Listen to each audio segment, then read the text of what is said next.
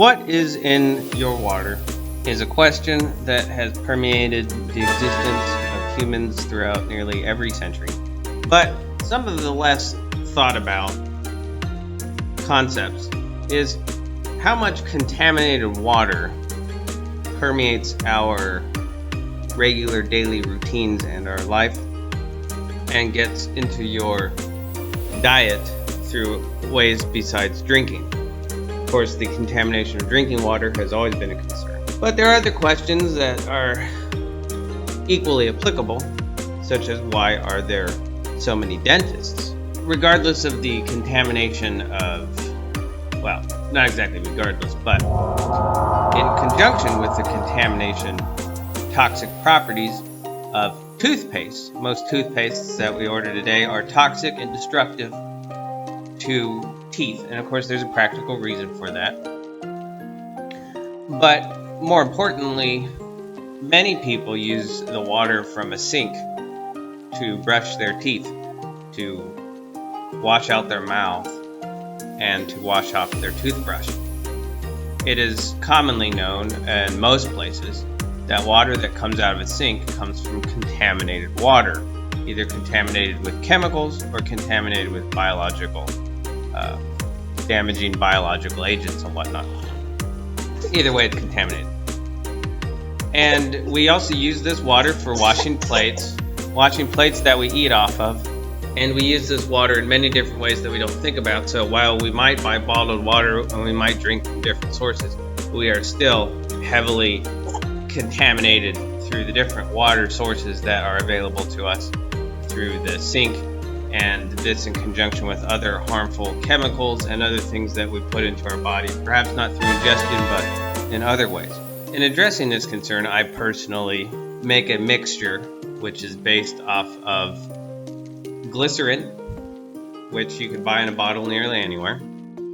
It's used in a lot of different methods for cooking, but not as often used for toothpaste. So I use it for toothpaste. And in addition to the glycerin, I always add sodium bicarbonate or baking soda, which I also put into a mouth rinse of bottled water and baking soda.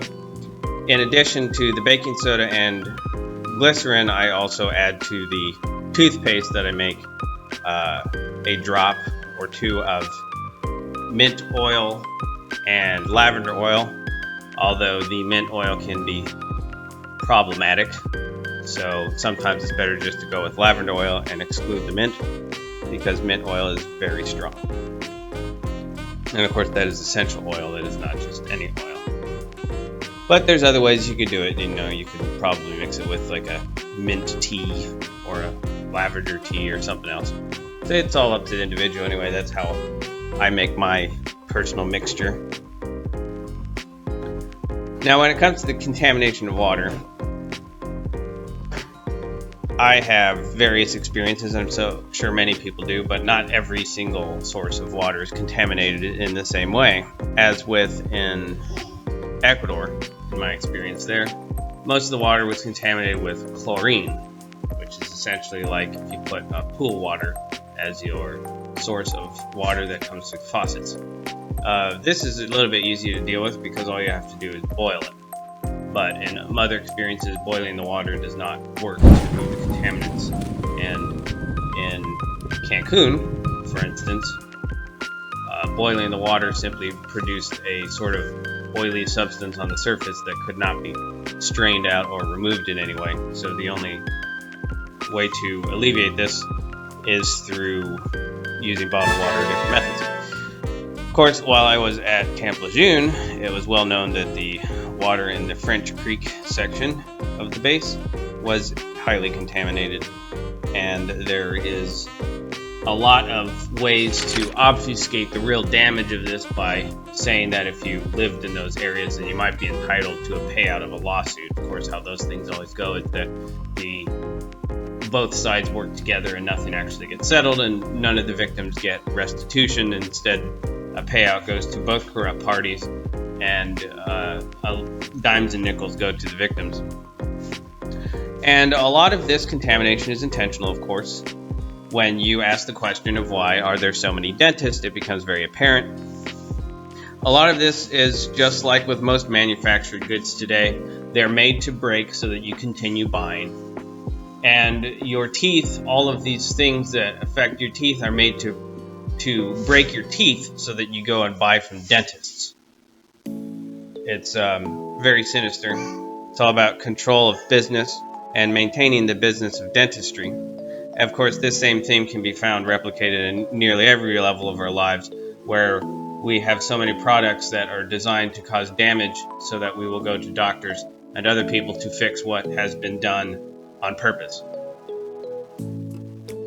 Flint, Michigan, of course, is one example that a lot know of when it comes to water contamination, but just about every source of water that is available to us across the globe is contaminated in some way. And then, of course, naturally, if you buy bottled water, which you're forced to do, it also leads to the monetary motive of contaminated water, so that not only do you have to buy bottled water, but you also have to go to these dentists and doctors and all these other places to get fixed what they broke through their sinister contaminations. So in dealing with contamination, the best idea is obviously to limit the amount of contaminants that go into your body. One of those is through making your own products where you know exactly what's going into it.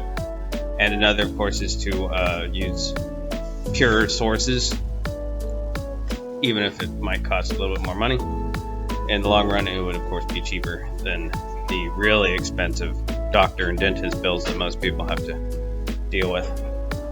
Of course, this issue of contaminated water is well known, and in the Levantine Adventure, the Travels and Missions of the Chevalier d'Arvou, written by Warren H. Lewis and published in 1963, or at least the first American edition published in 1963, of which I'm taking from the first edition, but it was originally published in 1962.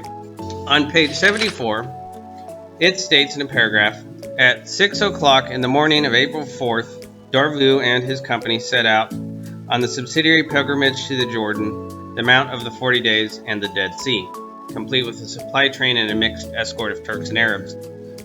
The latter a necessity, for their route was by stone gorges rude and difficult, which offered an ideal terrain for an ambush.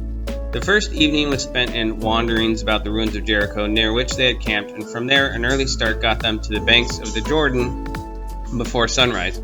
An agreeable place, thought d'Arvou, the river about half the width of the Seine at the Louvre, and its waters endowed with all sorts of magical properties.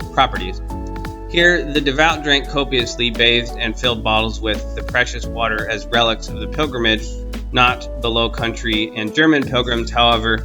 They refused to load themselves with such wares, saying that they had water enough in the Meuse and the Danube, without carrying more of it home.